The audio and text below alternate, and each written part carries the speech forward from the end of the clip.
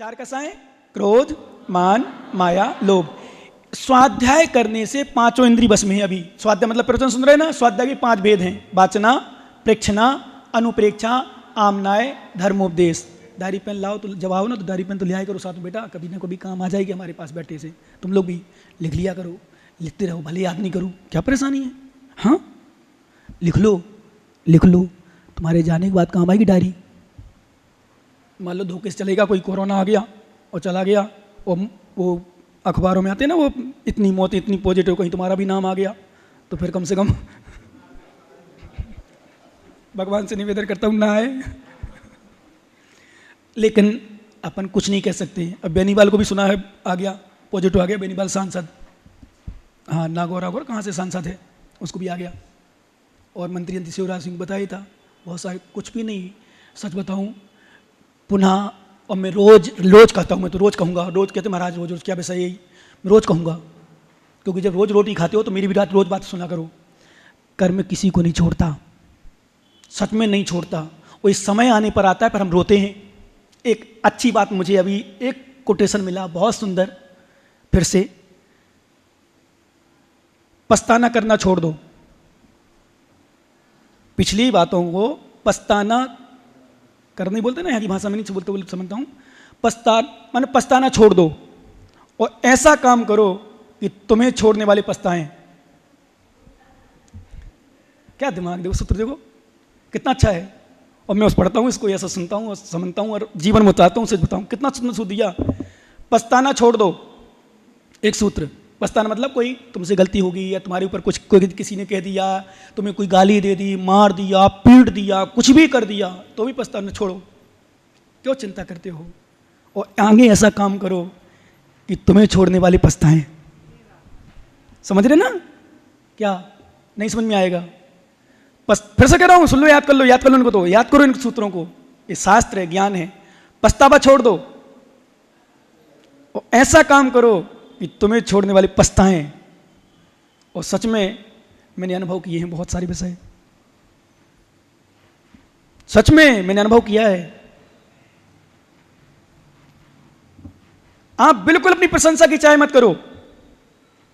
आप सुन लो ज्ञानियों, विनोद भैया, और पीछे चेहरा नहीं दिख रहा मुझे, अंधेरे अंधेरे दिख रहा है, जितने बैठे हो सब लोग, अरे सुन लो मत, हाँ चेहरा मत दिखाओ, दिख रहा है, फिर दिख तो रहा पर साफ नहीं दिख रहा, पर दिख रहा, ये तभी नहीं दिख रहा कि नहीं दिख रहा। क्या कह रहा था मैं अभी? नहीं, पछताना नहीं, प्रशंसा। अपनी प्रशंसा चाहना छोड़ दो, प्रशंसनीय कार्य करो, दुनिया अपने आप प्रशंसा करेगी। क्या बताओ, सही है ना? बोलो ना हाँ हैं। हम कहते वैसे ही तुरंत, तुम लोगों तो, अब एक ज्ञानी ने कल बोला तो मैं नाम नहीं लूंगा क्योंकि अच्छी बातों में नाम लेता हूँ, बुरे में नहीं। बोले महाराज हम लोग चिकने हैं, हम लोगों को अंदर नहीं आता कुछ। मैंने की तो ठीक है, क्यों ज्ञानी, सही ना? हाँ बोलते बस। बोले कोई बात हुई किसी विषय को लेकर, मैंने कहा नहीं तुम विकल्प। बोले मैंने हम लोग तो चिकने हैं, हम लोग, मेरे तो मुझे लगा वास्तव में अंदर की बात बताई इसने। इसका मतलब इसी कारण से प्रवचन में प्रवाह नहीं पड़ता कि तुम लोग चिकने हो। अब चिकने तो हो ही, सच में चिकने हो, है ना? चिकने मतलब सुन लेते हो और बस यहाँ सुनते हैं और नीचे जाते ही उतर जाता है।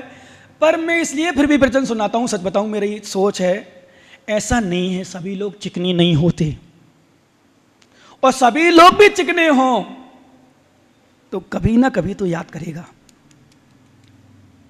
वही विषय जाके फिर पछतावा छोड़ दो, ऐसा काम करो तुम्हें लोग छोड़ने वाले पछताएं। और सच कह रहा हूं फिर से, मैंने अनुभव किया इस विषय को, और यही कारण है। एक प्रश्न तो दूसरा बोलो चंद्र, प्रशंसा की चाय छोड़ दो। सब बच्चे भी ध्यान रखना, मेरी मम्मी मुझे प्रशंसा नहीं करती, मेरे पापा मुझे डांटते हैं, मैं तो ऐसा करती हूँ, मैं ऐसा करती हूँ, फिर भी डांटते हैं। डांटने दो, तुम अच्छे काम करो, लेकिन बुरे करोगे तो डांटेंगे, तुम्हें गलत देखेंगे तो डांटेंगे, गलत समझेंगे डांटेंगे। गलत करो ही नहीं, सोचो ही नहीं। क्या ये बताओ, जब गलत, एक बात और सुन लो, गलत ना करने पर भी गलत कहें तो भी चिंता मत करो, एक दिन तुम्हारे पिता भी झुकेंगे तुम्हारे सामने, गारंटी से कह रहा हूं।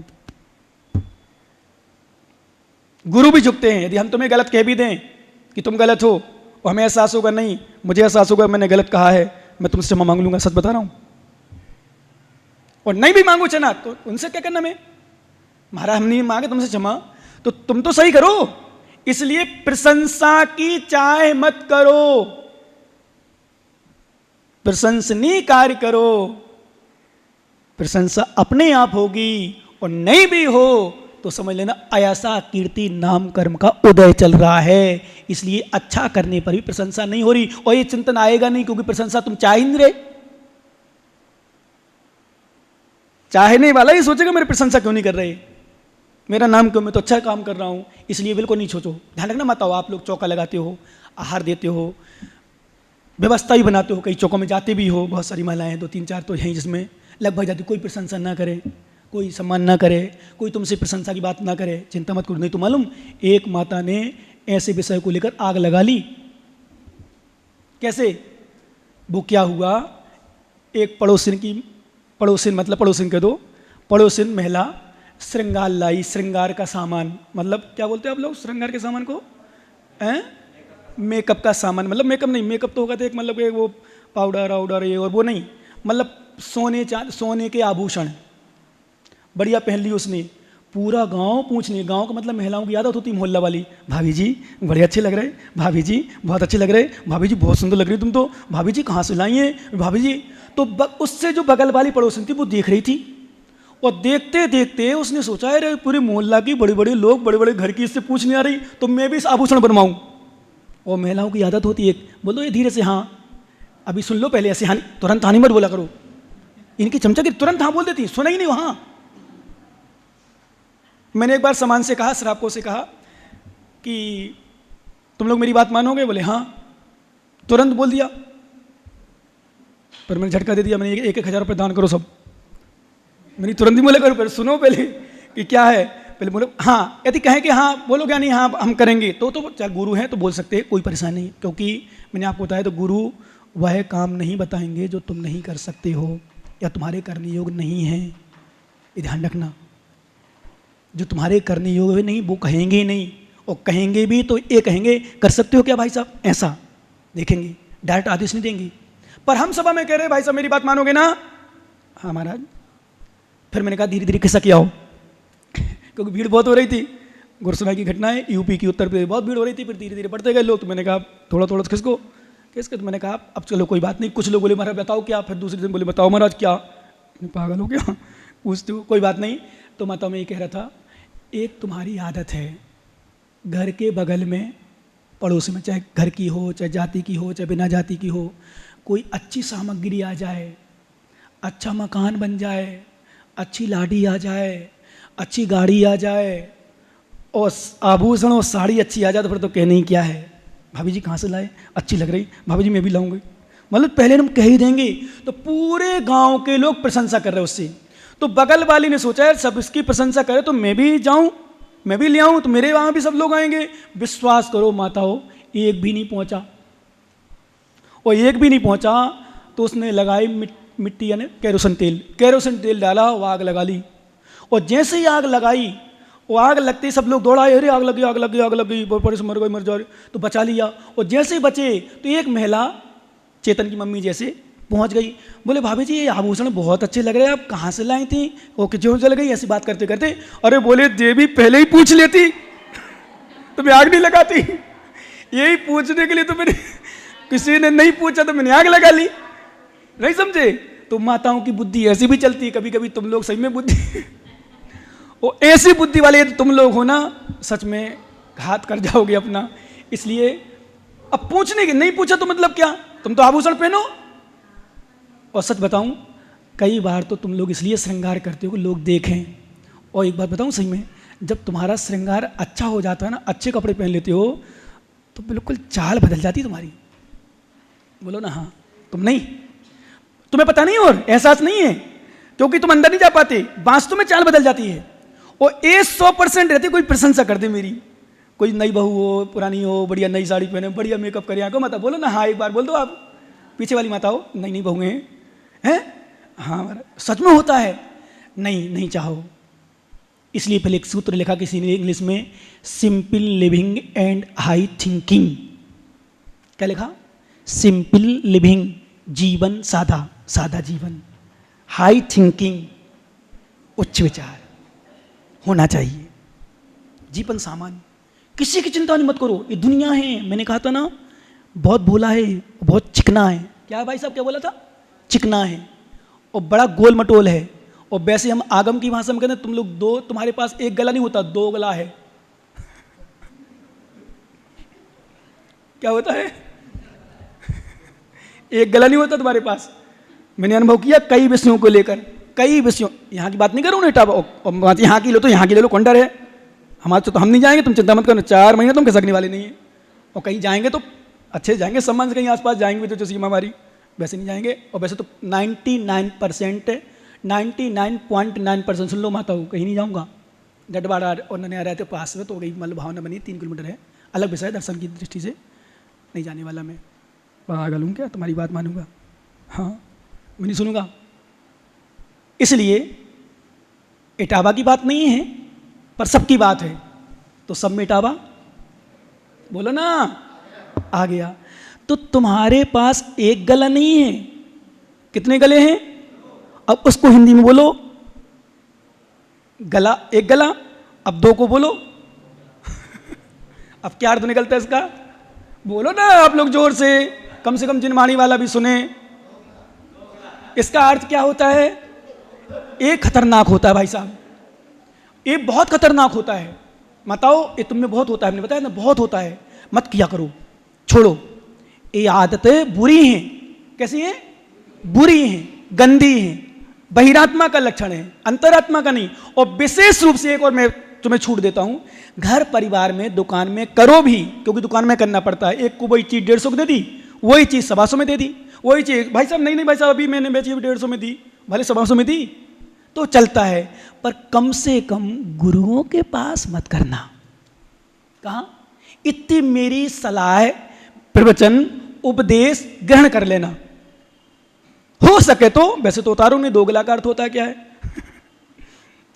समझ रहे क्या? नहीं क्या?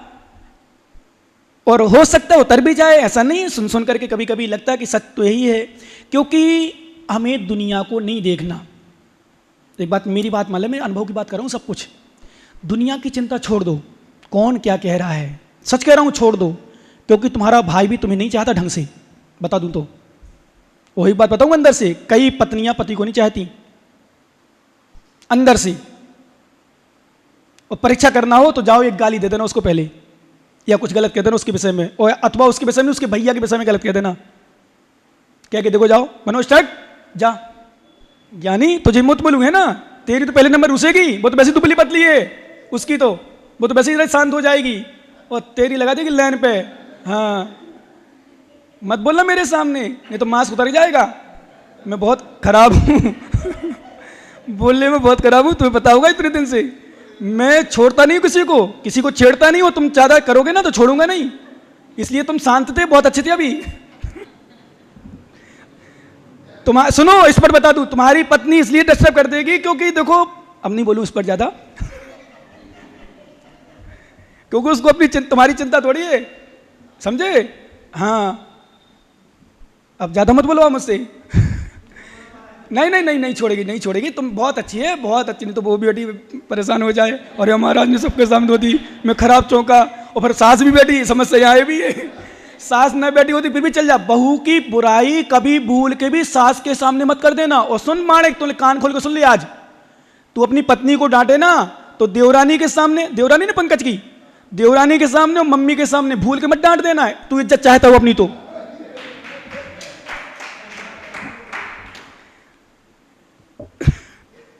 समझ रहे ना? क्योंकि स्त्री अकेले में डांट लेते, अकेले में कह लेते, सबके सामने क्या बच सकता थी? क्यों मत बोलो ना, हाँ खुशी है तुम मत बोलो, तुम महिला थोड़ी हो। नहीं सुन, खुशी है, खुशी अच्छी बात, कम से कम स्वीकार तो कर रहे हो, और वास्तव में स्वीकार करना चाहिए। इनकी आदत है। तुम एक बात सुनो ज्ञानी, फिर से कह रहा हूं, चांटा मार देना अकेले में, पर देवरानी के सामने एक शब्द मत बोलना यदि तुम्हें चांटा नहीं खाना हो तो। क्यों भाई साहब, बोलो ना हाँ। कमलेश जी से पूछ लेना, आधी बात है तो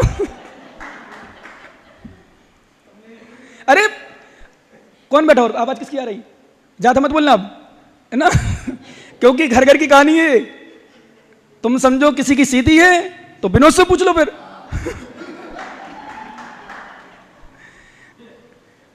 भाई साहब, अब मुझे लोग कहते थे कई बार, बोले महाराज आपकी शादी तो हुई नहीं, आपको ज्ञान कैसे तो हम लोग बुद्धि से समझ जाते हैं भाई साहब। सच बताऊं, तुम लोग व्यापार करते हो, मुझे व्यापार का ज्ञान नहीं ना, तो किया है थोड़ा मोड़ा, सब ज्ञान है। वो बोलते ना बनाने का, बोले महाराज ये कहाँ से आपने बनाई, क्या है, खुरमी खुरमा पेटा ये और वो। हम लोगों के पास पुस्तकी ज्ञान तो होता ही है, पर एक बात बता दूं, अनुभव का ज्ञान ज्यादा होता है। और सच बताऊं, तुम्हारे घर का ज्ञान तुम ही दे जाते हो। और कुछ तो जैसे पति पत्नी आए साथ में, एक हंस रहा है एक दुखी है, इसका मतलब क्या है, कोई ना कोई बात है। इसमें समझ जाते हैं हम लोग कि पत्नी कैसी पति कैसा है, या पति कैसा पत्नी कैसी है, इसलिए ज्ञान हो जाता। सुनो, अब आओ मेन विषय पर। वास्तव में अब सुन माता उपदेश के लिए कोई कुछ कहे, बिल्कुल चिंता मत छोड़ो, चिंता मत करो, छोड़ दो चिंता, किसी की चिंता करो ही नहीं। दुनिया है कोई नहीं छोड़ती। कितना अच्छा काम कर लेना, नोट कर लेना एक बात मेरी शब्दों, कितना अच्छा काम कर लेना, चाहे समाज में हो, चाहे परिवार में, चाहे साधु अवस्था में, चाहे कहीं भी, बुराई करने वाले मिल जाएंगे। भरत चक्रवर्ती को वो विषय फेरा जाएगा, 96,000 रानी का साथ भोग कर रहा है, 6 खंड का आधिपत्य है, 9 निधियां 14 रत्न का स्वामी बना बैठा है, कैसा बैरागी है, जबकि छायक सम्य दृष्टि, तद्भव मोक्षगामी, चरम शरीरी, नियम से मोक्ष जानना ही है। इसी पर्याय से तीर्थंकर का पुत्र, उसको कहने वाले लोग मिल गए ज्ञानी, तो तुम किस खेत की मूली हो, इसलिए धर्म मत छोड़ना। शायद प्रजन में नहीं आया होगा, इसी कारण से नहीं आया क्या? सुनो, धर्म मत छोड़ना, बिल्कुल मत छोड़ना। कोई कुछ भी कहे, बताओ, तुमसे भी कहें बड़े बनते हो, आहार खूब चौका लगाते हो, बड़े चौका लगा, भी तो चौका लगा, फिर चौका लगा, फिर हार में जाते हो, खोने दो। तुम्हारा घर का भी कहे ना, मैं क्या करूं, मेरी भावना है, मेरी इच्छा होती कि महाराज को आहार दूं या आहार देखूं, फिर उसके बाद भोजन करूं, मेरे उतरते ही नहीं गले से। ऐसे ऐसे श्रावक होते थे माताओं, ऐसी श्राप काएं होती थी, जब तक मुनि का आहार ना देख ले या मुनि का आहार की बेला ना टाल दे, तब तक मुंह में कुछ नहीं रखती थी।